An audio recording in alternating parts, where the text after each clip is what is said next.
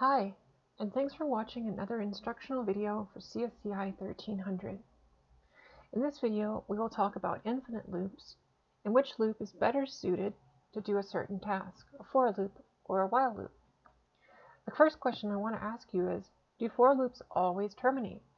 And what actually causes a for loop to terminate in the first place?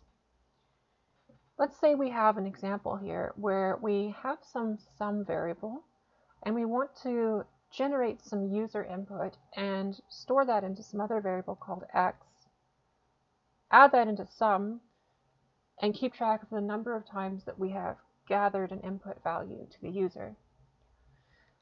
The following should be noted that this is syntactically correct. We can take this for loop and we can set it up and it will not throw errors.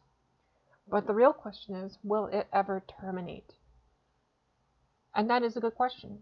Do we have a terminating condition? Well, in our for loop, we have a print statement in the first condition telling the user to input values. We then have a condition where we are gathering input from the user. And lastly, in our last condition, we are adding whatever is input into the variable x by the user into some other variable called sum. And every time that the loop body executes, we are keeping track of a count.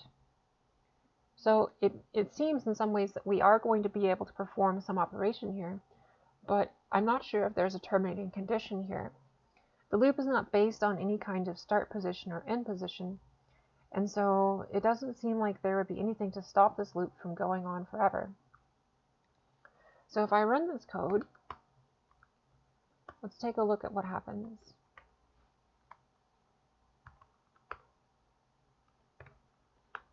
Notice that we are given the input section, so we're printing to the screen, and we can ask for as many values as we want to,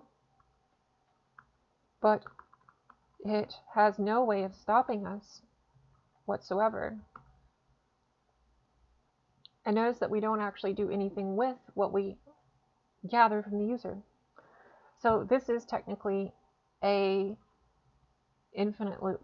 The reason why this loop actually terminated when I typed characters in was because I stopped inputting integers into this loop.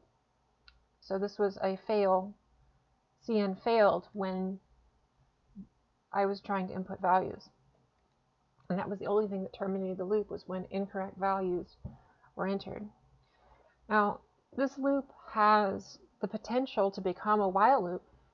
The reason being that a lot of these inputs could be, a lot of these variables could be defined in the same way within a loop, in a while loop, and it would work syntactically a lot more efficiently. However, if we want to do something like this with a for loop, it is not correct, and it will have problems, basically. For loops are designed to be a very linear process. We want to have some clear beginning. We want to have some clear end positions. We have to have some terminating condition. And lastly, we also want to have some clear counter or incrementer. And if we don't have all three of these, the loop will have potential to become an infinite loop.